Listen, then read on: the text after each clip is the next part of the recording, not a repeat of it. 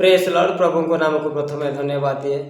आउ जेते जन वीडियो देखुवा माँ बापा भाई भौणी समस्त को पुणी थे आम चैनल को स्वागत करुछि।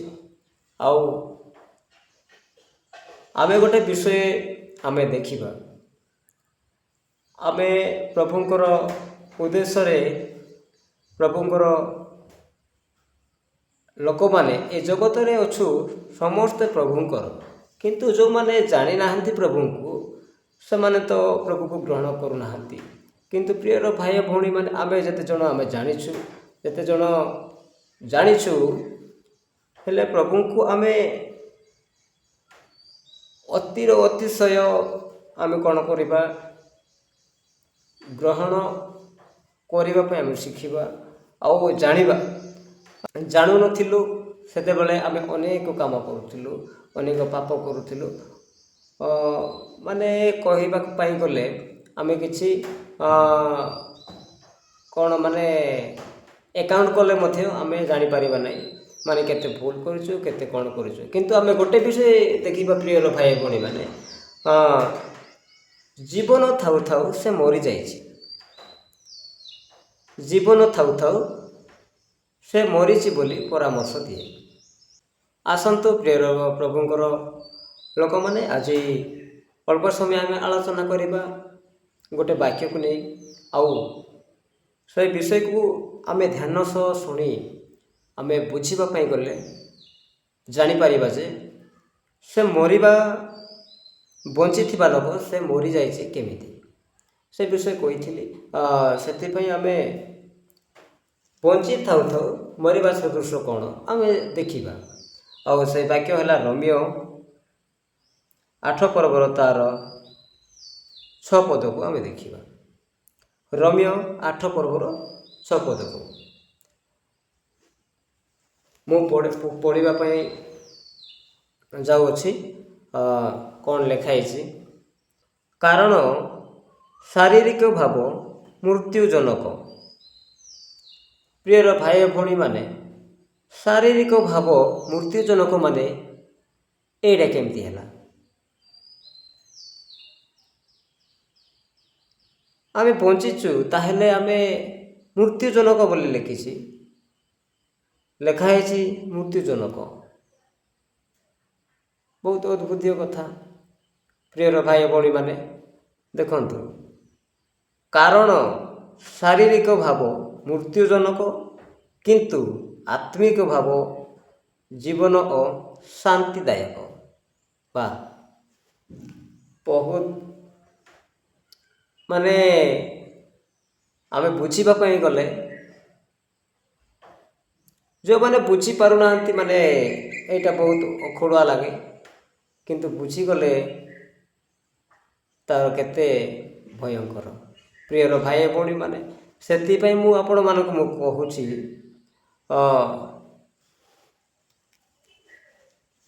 तार अर्थ कौन, कारण शारीरिक भाव मृत्युजनक किंतु आत्मिक भाव जीवन और शांतिदायक। प्रियर प्रभुंकर लोक माने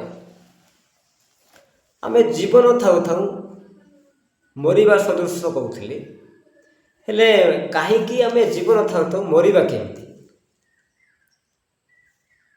लोक माने भावंती। प्रियर भाई भौणी माने आमे बंचिछु तो मरी गले सिना आमे मरिबा, हेले बंची थाउ तो आमे मरिबा सदृश बोली केमती लोक माने भावंती। प्रियर भाई भौणी माने सेति पई मु आपण मानक मु कहूची, काहीकि मरिबा सदृश जीवन थाउ थाउ आमे बंची थाउ थाउ शारीरिक भाव माने आम शरीर शारीरिक भाव माने आम देहर अंग प्रत्यंग सबु विषय को नेकी कहते। प्रभु एत सुंदर माने आम को परामर्श दे लेखिकी जड़े, किंतु आमे जानिबा जानिबा अच्छी। प्रियर भाई भौणी माने आमे बुझीबार अच्छी। शारीरिक भाव मृत्युजनक माने शारीरिक भाव रे आम शरीर रे आम हृदय रे कौन पाप अच्छी कि नहीं, ମନ୍ଦ କାମ ଅଛି କି ନାହିଁ, ବେବିଚାର ଅଛି କି ନାହିଁ, ନରହତ୍ୟା ଅଛି କି ନାହିଁ, ଆମ ଜୀବନରେ ପରିବର୍ତ୍ତନ ଅଛି କି ନାହିଁ। ଯଦି ନଥାଏ ସେଇଟା ହେଲା କ'ଣ? ମୃତ୍ୟୁଜନକ। ମରି ମାନେ ବଞ୍ଚିଥିଲେ ମଧ୍ୟ ସେଇଟା ମରିବା ସଦୃଶ ବୋଲି କୁହାଯାଏ। ପ୍ରିୟର ଭାଇ ଭଉଣୀମାନେ, ସେଥିପାଇଁ ଆମେ ମରିଯାଇଛୁ। କ'ଣ ମରିଯାଇଛୁ? ଆମ ପାଖରେ କ'ଣ ଶାନ୍ତି ନାହିଁ, ଆମ ପାଖରେ କ'ଣ ପ୍ରେମ ନାହିଁ, ଆମ ପାଖରେ କ'ଣ ମାନେ ଭଲ ଜିନିଷ କେଉଁଟା ଆମ ହୃଦୟରେ ନାହିଁ। ସେଥିପାଇଁ ପ୍ରିୟର ଭାଇ ଭଉଣୀମାନେ, ଶାରୀରିକ ଭାବ କ'ଣ? ମୃତ୍ୟୁଜନକ। ଆମ ଶରୀରରେ ମାନେ ଅନେକ ପାପ ଅଛି। ମାନେ ହୃଦୟରେ ଯଦି ପାପ ଅଛି, ଆମେ ପାପକୁ ଛାଡ଼ୁନଥିବା, ଆମେ ଚୋରି କରିବା ଛାଡ଼ୁନଥିବା, ବେବିଚାର କରି ଛାଡ଼ୁନଥିବା, ଅନେକ କିଛି ମନ୍ଦ କାମ ଅଛି। ତାକୁ କହନ୍ତି କ'ଣ? ମୃତ୍ୟୁଜନକ। ସେ ବଞ୍ଚିଛି କିନ୍ତୁ କିଛି ଲାଭ ବି ନାହିଁ। ଜଗତରେ ବଞ୍ଚିକି କିଛି ଲାଭ? ଜଗତରେ କିଛି ଦିନ ଆମେ ବଞ୍ଚିବୁ, ଆମେ ଲାଭଜନକ ହେବା କଥା, କିନ୍ତୁ କ୍ଷତିଜନକ ହେଇକି ଆମେ କିଛି ବି ଲାଭ ନାହିଁ। ପ୍ରିୟର ଭାଇ ଭଉଣୀମାନେ, ସେଥିପାଇଁ ମୁଁ ଆପଣମାନଙ୍କୁ କହୁଛି, ପ୍ରଭୁ ଯୀଶୁଖ୍ରୀଷ୍ଟ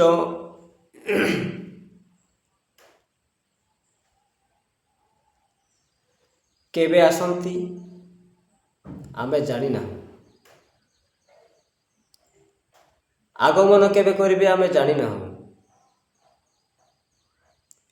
ସେଥିପାଇଁ ପ୍ରିୟର ଭାଇ ଭଉଣୀମାନେ, ଆମେ ମୃତ୍ୟୁଜନକ ନ ହେଇକି କ'ଣ ହେବାର ଅଛି? ଆମ ଆତ୍ମାରେ କ'ଣ ହେବାର ଅଛି? ଜୀବନ ଓ ଶାନ୍ତିଦାୟକ ହେବାର ଅଛି।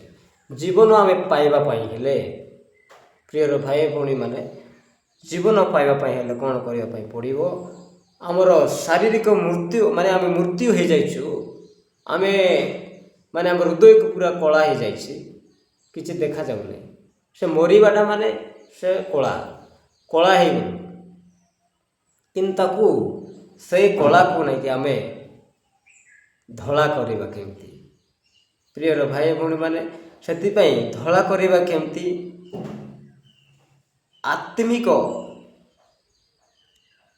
ଆତ୍ମିକ ଭାବ ମାନେ ଆମର ହୃଦୟ ଭାବରେ ଯେତିକି ଆମର ପାପ ଅଛି ସବୁ ଆମେ ଛାଡ଼ିବା ପାଇଁ ପଡ଼ିବ। ଯେତିକି ଆମର ହୃଦୟରେ ମନୋଭାବନା ଅଛି, ଖରାପ ଜିନିଷ ଅଛି, ତାହା ସବୁ ଅଳିଆ ଆମେ କ'ଣ କରିବା ପାଇଁ ପଡ଼ିବ? ତ୍ୟାଗ କରିବା ପାଇଁ ପଡ଼ିବ। ପ୍ରିୟର ଭାଇ ଭଉଣୀମାନେ, ସେଥିପାଇଁ ଆମେ କ'ଣ କରିବା?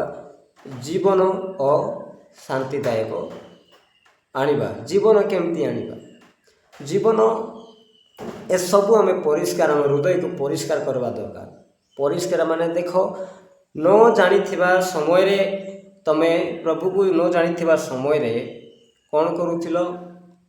ଅନେକ ପାପ କରୁଥିଲ, ଅନେକ ଚୋରି କରୁଥିଲ, ଅନେକକୁ ହିଂସା, କପଟ, ନିନ୍ଦା, ତାଡ଼ନା ଏସବୁ କରୁଥିଲ। ଆପଣଙ୍କର ମନରେ କିଛି ଭଲ ଜିନିଷ, ସେଇ ଜିନିଷ ରହୁନଥିଲା। କିନ୍ତୁ ଯେତେବେଳେ ପ୍ରଭୁକୁ ଆମେ ଗ୍ରହଣ କଲୁ, କାହିଁକି ଗ୍ରହଣ କଲୁ ପ୍ରଭୁକୁ? ସେ ଜଣେ ଆମମାନଙ୍କୁ ତାଙ୍କ ପ୍ରତିମୂର୍ତ୍ତିରେ ନିର୍ମାଣ କରି ତାଙ୍କର ଜୀବନ ଆମମାନଙ୍କୁ ଦେଇଛନ୍ତି। ସେଥିପାଇଁ ଆମେ ବିଶ୍ୱାସ କରୁ ଯେ ତାଙ୍କରି ହାତରେ ଗଢ଼ା, ନିଜେ ତିଆରି କରି ତାଙ୍କ ନାକରେ ଫୁଙ୍କିକି ଜୀବନ ଦେଲେ। ଏଇଟା ଆମେ ଜାଣିଛୁ ପ୍ରିୟର ଭାଇ ଭଉଣୀମାନେ। ଯଦି ନ ଜାଣିଛନ୍ତି, ଯେଉଁମାନେ ଏ ଭିଡ଼ିଓ ଦେଖୁଛନ୍ତି ନ ଜାଣିଛନ୍ତି, ଏଇ ଭିଡ଼ିଓରେ ହିଁ ଜାଣିପାରିବେ। ସେଥିପାଇଁ ଆମେ ଜୀବନ ଓ ଶାନ୍ତିଦାୟକ କେମିତି ହେବା? ଆମେ ବଞ୍ଚିବା ପାଇଁ ହେଲେ ସେଇ ପରମେଶ୍ୱର ଅଛନ୍ତି, ସେଇ ପ୍ରଭୁ ଯୀଶୁ ଖ୍ରୀଷ୍ଟ, ତାହାଙ୍କୁ ଗ୍ରହଣ କରିବା ଆବଶ୍ୟକ। ତାଙ୍କୁ ଗ୍ରହଣ କରିବା ଆବଶ୍ୟକ କ'ଣ? ଆମେ ଯଦି ପାପକୁ ଛାଡ଼ିଦେବୁ ପ୍ରଭୁକୁ ଗ୍ରହଣ କରିବୁ।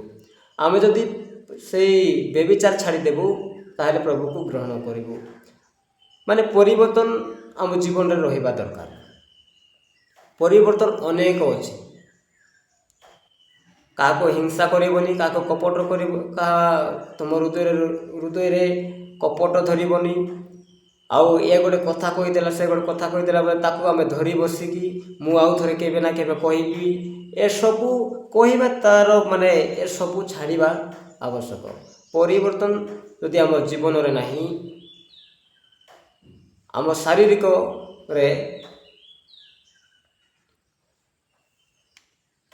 ଶାରୀରିକ ଭାବରେ ଆମେ ମରିଯାଇଛୁ। ସେଇଟା ହେଲା ଅର୍ଥ। ଶାରୀରିକ ଭାବରେ ଆମେ ମୃତ୍ୟୁଜନକ, ମାନେ ଆମେ ଶାରୀରିକ ଭାବରେ ଆମ ଶରୀରରେ, ଆମ ହୃଦୟରେ ଯଦି ପାପ କିଛି ନଥିବାର ଅଛି, ସେଥିପାଇଁ ଆମେ ଜୀବନଦାୟକ ହେଇପାରିବା। ଆମେ ଜୀବନ ଅଛି ବୋଲି ଆମେ ଜାଣିପାରିବା। କିନ୍ତୁ ଏଇ ଜଗତରେ ଆମ ଶାରୀରିକ ଅନୁସାରେ ଆମେ ଜୀବନ ମୃତ୍ୟୁ ହେଇକି ମଧ୍ୟ ଆମେ ଜୀବନ ଅଛୁ, କିନ୍ତୁ କିଛି ଲାଭ ନାହିଁ ପ୍ରିୟର ଭାଇ ଭଉଣୀମାନେ। ସେଥିପାଇଁ ପ୍ରଭୁ ଯୀଶୁ ଖ୍ରୀଷ୍ଟ ଆମମାନଙ୍କୁ ଏତେ ପରାମର୍ଶ ଦେଇ ଏତେ ମାନେ କ'ଣ ଆଉ କରିନାହାନ୍ତି। ସବୁ ବିଷୟ ଆମମାନଙ୍କୁ ସବୁ କରିଛନ୍ତି। କେତେ କରିଛନ୍ତି ଆମେ କ'ଣ ଗଣିପାରିବା କି? ନାହିଁ, ଆମେ ଗଣିପାରିବା ନାହିଁ। ପ୍ରିୟର ଭାଇ ଭଉଣୀମାନେ, ଆମେ କେତେ ବୋଲେ ଆମେ ଏକାଉଣ୍ଟ କରିପାରିବା କି ନାହିଁ। ସେଇଥିପାଇଁ ଆମେ ପ୍ରଭୁଙ୍କୁ ଧନ୍ୟବାଦ ଦେବା ଦରକାର। ପ୍ରଭୁଙ୍କ ସହ ଆମେ ପ୍ରଭୁଙ୍କର ବାକ୍ୟକୁ, ପ୍ରଭୁଙ୍କର ଉଦ୍ଦେଶ୍ୟରେ ଆମେ ଚାଲିବା ଦରକାର। ପ୍ରଭୁ ଯାହା କହିଛନ୍ତି ଆମେ ତାହା କରିବା ଦରକାର। ଆଉ ଆମେ ଜୀବନ ଥାଉ ଥାଉ ମରିବାର ସଦୃଶ୍ୟରେ ଆମେ ରହିଯାଇଛୁ, ତାହେଲେ ତାର ଲାଭ କ'ଣ? ନିଜ ଭିତରେ ଯେଉଁ ନିଜ ହୃଦୟରେ ପରିବର୍ତ୍ତନଟି ନାହିଁ, ତାହେଲେ ସେ ତ ମରିଛି ଅଲରେଡ଼ି। କିନ୍ତୁ ଜୀବନ ହେବାର ଅଛି, ମାନେ ପ୍ରଭୁଙ୍କୁ ଗ୍ରହଣ କରି ପରିବର୍ତ୍ତନ ଜୀବନ କାଟି ପ୍ରଭୁଙ୍କର ଉଦ୍ଦେଶ୍ୟରେ ଚାଲିବା ଉଚିତ। ପ୍ରିୟର ଭାଇ ଭଉଣୀମାନେ, ସେଥିପାଇଁ 6 ପଦରେ ଲେଖା ଗଲା କି, ପୁଣି ଥରେ ମୁଁ ପଢ଼ିକିନା ଦେଉଛି, କାରଣ ଶାରୀରିକ ଭାବ ମୃତ୍ୟୁଜନକ, କିନ୍ତୁ ଆତ୍ମିକ ଭାବ ଜୀବନ ଓ ଶାନ୍ତିଦାୟକ। ସେଥିପାଇଁ ପ୍ରିୟର ଭାଇ ଭଉଣୀମାନେ, ଆମେ ଶାରୀରିକ ପାଇଁ ଆମେ ଅନେକ କିଛି କରୁ, ଅନେକ କିଛି।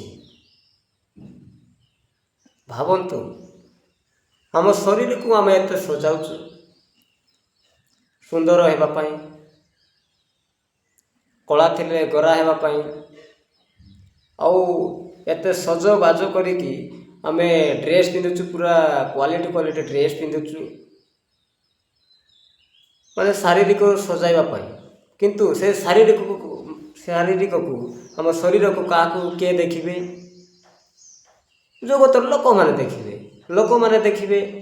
ସେଇଠି ହିଁ ମୁଁ ଗୋଟେ ଭୟଙ୍କର ଡ୍ରେସ୍ ଗୋଟେ ପିନ୍ଧିଥିଲେ, ଯଦି ପୁଅମାନେ ହେଇଥିବେ, ଯଦି ଭୟଙ୍କର ଡ୍ରେସ୍ ଗୋଟେ ପିନ୍ଧିଥିଲେ, ମୋତେ ଝିଅମାନେ ଦେଖିକି ଏ ଭୟଙ୍କରଟା ପିନ୍ଧିଛନ୍ତି ବୋଲି ସେମାନେ ପସନ୍ଦ କରିବେ। ମାନେ ଷ୍ଟାଇଲ୍ ମାରିବା ହିଁ ସେମାନଙ୍କର ଧ୍ୟାନ ଥିବ। ଝିଅମାନେ ହେଇଥିଲେ ବି ମୁଁ ଗୋଟେ ଏତେ ଭୟଙ୍କର ଡ୍ରେସ୍ ଗୋଟେ ପିନ୍ଧିଲି, କେମିତି ଦେଖାଯାଉଛି, ଭୟଙ୍କର ଦେଖାଯାଉଛି। ଆଉ ପୁଅମାନେ କିଏ ମୋତେ ଲାଇନ୍ ମାରିବେ କି କ'ଣ? ମାନେ ବହୁତ କିଛି ଏମିତି କିଛି ଶାରୀରିକ ଭାବରେ ଅନେକ କିଛି ମନୋଭାବ ହେବ। ମୁଁ ଗୋଟେ ମାନେ ଏବେ ଶରୀରକୁ ଲୋକମାନେ କେତେ ସଜାଉଛନ୍ତି, ଜିମ୍ ଫିମ୍ କରିକି, ମାନେ ବଡି ବାହାର କରିକି, ମାନେ ଦାଦାଗିରି ପରି ହେବାକୁ, ମାନେ ଦାଦାଗିରି, ଗୁଣ୍ଡାଗିରି, ଏସବୁ ମାନଙ୍କୁ ଲୋକମାନେ ବହୁତ ପସନ୍ଦ କରନ୍ତି। ଏଇସବୁ କ'ଣ? ପ୍ରିୟର ଭାଇ ଭଉଣୀମାନେ, ମୁଁ କହିବା ପାଇଁ ଚାହୁଁଛି, ଏସବୁ ଥିଲେ କିଛି ବି ଲାଭ ନାହିଁ। ପ୍ରିୟର ଭାଇ ଭଉଣୀମାନେ, କିଛି ବି ଲାଭ ନାହିଁ। ଆମେ ଗୋଟେ ଗଛ ଗଣ୍ଡି ଭଳିଆ ନାହିଁକି ଆମେ ଶରୀର ଧରିଥିଲେ ମଧ୍ୟ କିଛି ଲାଭ ନାହିଁ। ଦିନେ ସମୟ ଆସିବ, ଯେତେ ବଡ଼ ମାନେ ଯୋଦ୍ଧା ହେଇଥିଲେ ମଧ୍ୟ, ସେ ଫାଇଟର ମ୍ୟାନ୍ ହେଇଥିଲେ ମଧ୍ୟ, ବଡ଼ିଗାର୍ଡ଼ ହେଇଥିଲେ ମଧ୍ୟ କ'ଣ ହେବ? ଦିନେ ନତ ହେବ। ଦିନେ ତଳେ ପଡ଼ିବ। କାହିଁକି ତଳେ ପଡ଼ିବ? ତାର ଶାରୀରିକରେ ତାର ପାପ ଥିବ। ସେ ପ୍ରଭୁକୁ ଗ୍ରହଣ କରିନାହିଁ ମାନେ ସେ ତାର ଶାନ୍ତି ତାକୁ ମିଳିବ ନାହିଁ। ସେ ପ୍ରଭୁକୁ ଗ୍ରହଣ କରିନାହିଁ ମାନେ ସେ ମରିଯାଇଛି। ସେ ମନକୁ ପରିବର୍ତ୍ତନ କରିନାହିଁ ମାନେ ମରିଯାଇଛି। ସେ ସବୁବେଳେ କ'ଣ ଦେହକୁ ସଜାଇବ, ଶାରୀରିକ ଭାବରେ ସଜାଇବ। ଆକୁ ଦେଖିଲେ କମେଣ୍ଟ କରିବ, ତାକୁ ଦେଖିଲେ କମେଣ୍ଟ କରିବ। ଏସବୁ କ'ଣ ପ୍ରିୟର ଭାଇ ଭଉଣୀମାନେ? ଆମେ ଜାଣିବା ଆମେ ଜୀବନ ଅଛୁ ମାନେ ଆମେ ଜୀବନ ହିଁ ଚାହିଁବା ଦରକାର। ଆଉ ଆମେ ବଞ୍ଚିକି ମଧ୍ୟ ଆମେ ମରିଯାଇଛୁ ବୋଲିକିନା କହିଲେ ଆମେ କେମିତି ଲାଗିବ? ମୁଁ ତ ଜୀବନ ଅଛି ହେଲେ କେମିତି ମରିଯାଇଛି ବୋଲି କହିବେ। ସେଥିପାଇଁ ପ୍ରଭୁକୁ ଯିଏ ଗ୍ରହଣ କରିନାହାନ୍ତି, ତାଙ୍କ ହୃଦୟରେ ଯଦି ପରିବର୍ତ୍ତନ ନାହିଁ, ସେ ଅଲରେଡ଼ି ମରିଯାଇଛି। ସଫା ବାକ୍ୟରେ କହୁଛି ପ୍ରିୟର ଭାଇ ଭଉଣୀମାନେ। ସେଥିପାଇଁ ଆମେ ଜାଣିବା ଆଉ ବାକ୍ୟକୁ ମାନିବା, ପ୍ରଭୁକୁ ଗ୍ରହଣ କରିବା ଆଉ ଆମ ମନକୁ ପରିବର୍ତ୍ତନ କରିବା। ସେଥିପାଇଁ ଆମେ ଅନନ୍ତ ଜୀବନ ପ୍ରାପ୍ତ ହେବା। କାହିଁକି? ମାନେ ସବୁବେଳେ ଆମେ ବଞ୍ଚିକି ରହିବା ପାଇଁ। ସେଇଟା ଏବେ ନୁହଁ। ପ୍ରଭୁ ଯୀଶୁ ଖ୍ରୀଷ୍ଟ ଆସିବେ, ଦ୍ୱିତୀୟ ଆଗମନ କରିବେ। ଆଉ ଆମେ ସେହି ସମୟରେ ପ୍ରଭୁ ଆମକୁ ହିଁ ଉଦ୍ଧାର କରିବେ କି? ଆମେ ସବୁବେଳେ ବଞ୍ଚିକି ରହିବା ପାଇଁ।